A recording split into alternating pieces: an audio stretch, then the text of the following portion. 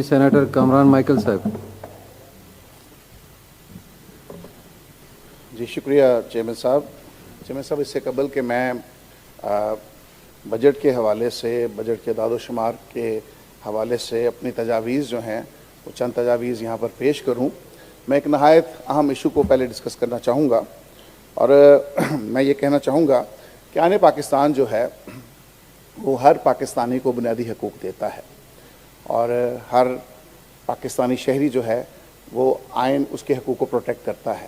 اور ایک ایسا ادارہ جس کو ہم سپریم کورٹ آف پاکستان کہتے ہیں، ان حقوق کی حصولی اور امپلیمنٹ کرنے کا ایک واحد سورس ہے.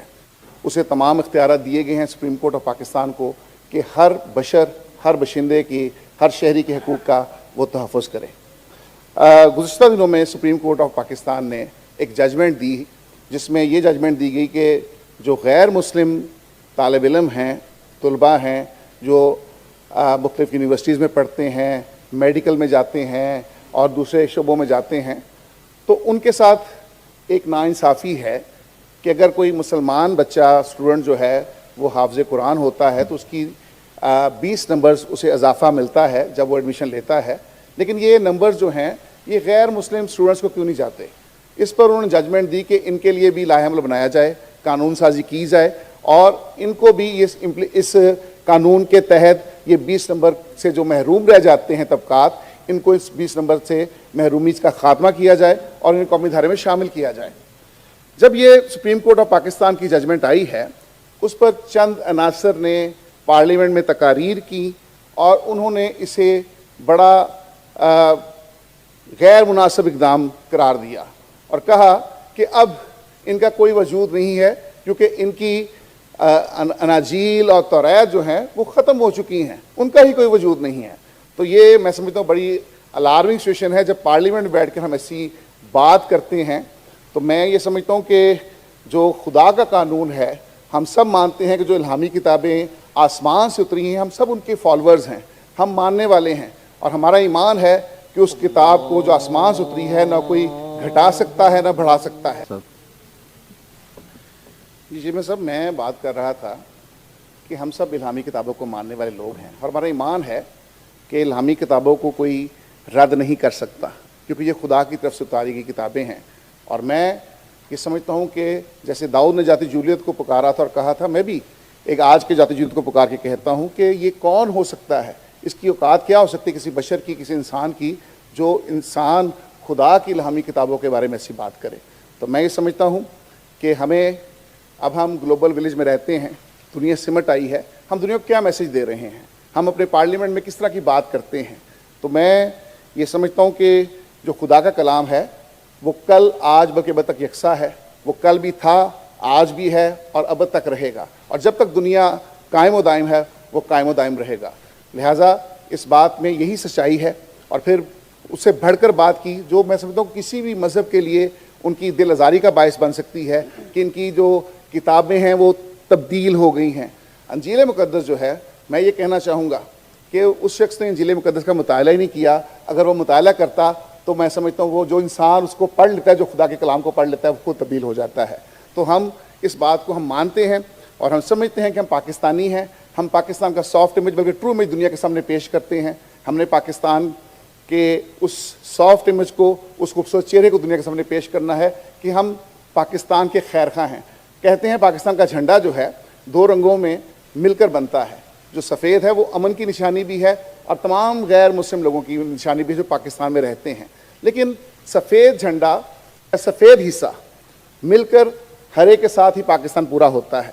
سفید میں اگر دھبا ہو، داغدار ہو، اس میں خون کے دھبے ہوں تو پھر سفید نہیں رہتا. یہ ہماری رسپانسبلٹی ہے کہ اسے ہم نے صاف ستھرا بنانا ہے، کیونکہ وہ پاکستان کے پرچم کا حصہ ہے.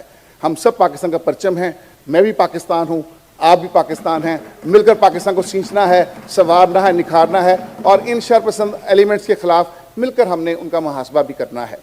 اور میں اس بات کے بعد میں بس 2-3 باتیں جو تجاویز ہیں جلدی سے دوں گا. ایک تو بات تنخواہوں کی بات ہوئی. میں سمجھتا ہوں کہ ایکتا 16 اسکیل کے لوگوں کی تنخواہیں 35% بڑھانے کا اعلان کیا گیا ہے. اچھی بات ہے. میری تجویز تو یہ ہے کہ اسے بڑھا کر 50% کیا جائے، 35 نہیں 50 کیا جائے. کیونکہ جن لوگوں کو اپنی 30% بڑھائی ہیں تنخواہیں جو 17 سے لے کے 22 تک ہیں, شاید ان لوگوں کو اس کی ضرورت نہیں ہے. یہ زیادہ ضرورت اس طبقے کو ہے جو اس مہنگائی کے دور میں زیادہ پس رہا ہے.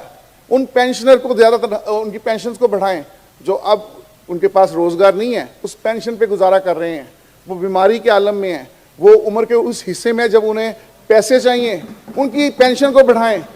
نہ صرف ان لوگوں کو برات دیں جن کی ایک گاڑی جن کے استعمال میں ایک گاڑی جو ہے وہ اس بک میں لکھا ہے کہ ایک گاڑی استعمال کر سکتے ہیں, لیکن 4 گاڑیاں استعمال کر رہے ہیں. ان کو پیٹرول ملتے ہیں, ان کو عملہ ملتا ہے, اسی روم ملتا ہے. ان کو اس تنخواہ کی ضرورت نہیں ہے. تنخواہ بڑھانی ہے تو 1 تا 16 گریڈ کے لوگوں کی بڑھائیں, اس کو 35 سے 50 کر دیں بھلے. ان کے لیے کچھ شمع امرات جو ہے ان میں اضافہ کرنا چاہیے. اور پھر معاشی ترقی 2 چیزوں سے آتی ہے. ایک تعلیم کی بات ہوئی کہ 60 ارب روپے تعلیم کی مد میں رکھے گئے. میں سمجھتا ہوں تعلیم کی مد میں 60 ارب بہت کم پیسے ہیں, اسے بڑھانا چاہیے اور اس کو پاکستان لیول تک محیط کرنا چاہیے. ان گوٹھوں میں بھی, ان علاقوں میں بھی, اندرون سندھ, اندرون بلوچستان, وہاں کے بچوں پر فوکس کرنا چاہیے. تبدیلی کیسے آئے گی؟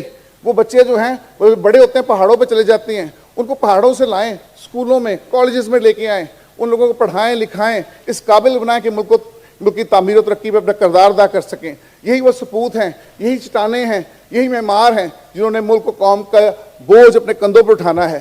تو تعلیم جو ہے اس سوچ کو تبدیل کرتی ہے. تعلیم انسان کے محور کو چینج کر دیتی ہے, فوکس کو چینج کر دیتی ہے. تو میں سمجھتا ہوں تعلیم پہ ہمیں بالکل فوکس کرنا چاہیے. اس کا بجٹ 60 ارب سے بڑھا کر کم از کم 200 ارب تک لے کے جائیں, تاکہ یہ جو لیپ ٹاپس کی اسکیمیں ہیں, صرف ہم کہہ رہے ہیں جی کہ 100 لیپ ٹاپ, پورے پاکستان میں 100 بچے تو نہیں ہیں, اس لیے یہ محیط ہونا چاہیے پروگرام. اور ان بچوں کو, کیونکہ اب تو جو ایجوکیشن ہے ساری آپ سمجھتے ہیں کہ بکس سے نہیں ہوتی, ہم لیپ ٹاپ کے ذریعے سے تمام چیزیں ڈاؤن لوڈ کرتے ہیں, پڑھتے ہیں, ریسرچ کرتے ہیں اور پھر آگے بڑھتے ہیں. تو دنیا کے ساتھ اگر چلنا ہے تو ہم نے اپنے بچوں میں یہ ٹیلنٹ جو ہے اس کے لیے ہمیں سورسز پرووائڈ کرنی ہے. ان میں ٹیلنٹ کی کمی نہیں ہے, سورسز کی کمی ہو سکتی ہے. تو سورسز پرووائڈ کرنا ریاست کی رسپانسبلٹی میں شامل ہے. اور پھر میں سمجھتا ہوں کہ اس کی کوانٹٹی میرے خیال سے زیادہ ہے لیپ ٹاپ کی. جی 1 لاکھ ہے. جی یہ کنٹینیو کریں پلیز. اچھا, بس جو ہے, بس کے بارے میں بات کی گئی. بس 360 ارب سے بڑھا کر اب 500 ارب کر دیا گیا ہے.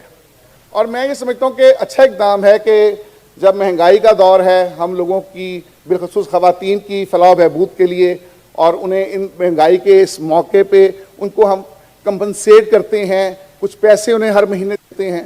لیکن کب تک یہ سستا چلتا رہے گا؟ 500 ارب کچھ چھوٹی اماؤنٹ نہیں ہے. میں سمجھتا ہوں کہ 1 ارب سے ہم چھوٹی صنعت لگا سکتے ہیں اور اس صنعت میں 5-6 ہزار خواتین کو موقع مل سکتا ہے کہ وہ روزگار کما سکیں. تو اگر ایک صنعت 1 ارب میں لگتی ہے تو 500 ارب ہے ہمارے پاس. تو اگر ہم 500 ارب جو ہے 500 صنعتیں لگاتے ہیں تو آپ اندازہ کریں پورے پاکستان میں اس صنعتوں کا جال بچھ سکتا ہے. ان لوگوں کو کام پہ لگائیں, یہ کام کریں, یہ خودداری کے ساتھ, مان کے ساتھ, عزت کے ساتھ اپنا روزگار کمائیں, نہ کہ یہ لائنوں میں لگ کر انہیں انتظار ہو کہ کوئی ہمیں پیسے دے گا تو ہم اپنی روٹی کمائیں گے, کوئی پیسے دے گا تو بچوں کی فیسیں بھریں گے, کوئی پیسے دے گا تو ہم آگے بڑھیں گے. ہاتھ پھیلانا نہ سکھائیں بلکہ ان کو ہونہار بنائیں, انہیں فائٹر بنائیں. اور یہی چیزیں ہم ان دنیا کے ان قوموں کی طرف دیکھتے ہیں جنہوں نے فائٹ کی حالات سے لڑے ہیں. انہوں نے اپنی تمام تر وسائل کو بروئے کار لاتے ہوئے, اپنی کاوشوں کو آگے بڑھاتے ہوئے انہوں نے اس چیز کو, چیلنج کو ایکسیپٹ کیا اور آج وہ قومیں کہاں چلی گئی ہیں, ترقی کرتی آگے بڑھ گئی ہیں. صنعتیں لگائیں. میں یہ تجویز دینا چاہوں گا, اس تجویز کو بھی نوٹ کیا جائے کہ یہ صنعتیں جب تک نہیں لگیں گی تب تک قومی پہی آگے نہیں بڑھے گا, معاشی پہی آگے نہیں بڑھے گا. ہم ترقی نہیں کر سکتے صرف کہنے سے نہیں. اور ہم نے جب سبسڈی دے دی, ان کو یہ پیسے دے دیے, یہ فیسیلیٹیٹ کر دیا, اس طرح سے کام نہیں چلے گا. ملک کو آگے لے کے چلنا ہے تو پھر صنعتیں لگانی پڑیں گی. اس طرح ہی ملک آگے بڑھے گا. بہت شکریہ, بہت مہربانی. Thank you G. سینیٹر پلک ناز صاحبہ.